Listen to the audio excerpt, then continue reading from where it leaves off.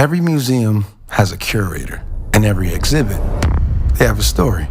But some stories don't need someone to tell them.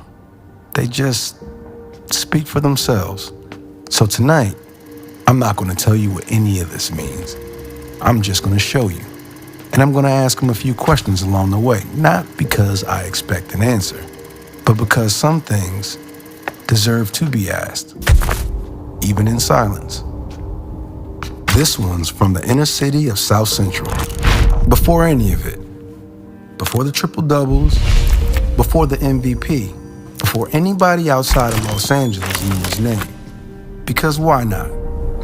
This was the next chapter. The Sonics made him the number 4 pick in 2008. No one in OKC could have told you what he'd become.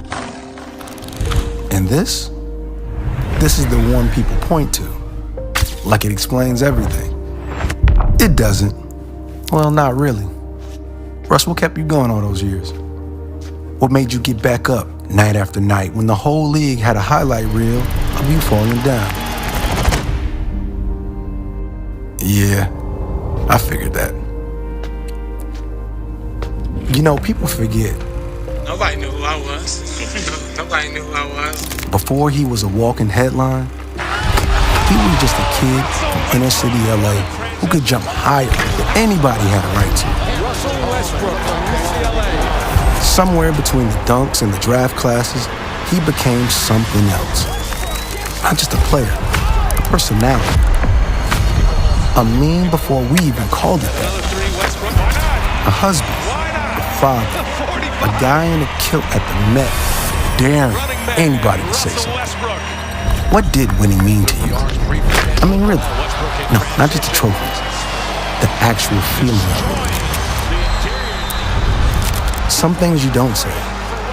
You just play them over and over until everyone else understands too. Because why not?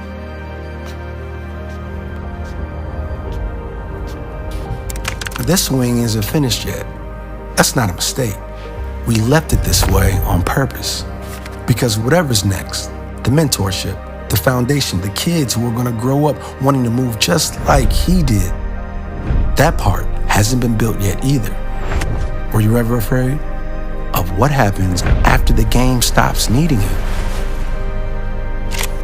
This swing isn't finished. Neither is he. And that's the point. Last question. Now that you decided to step away from everything on your own terms, what are you the most proud of?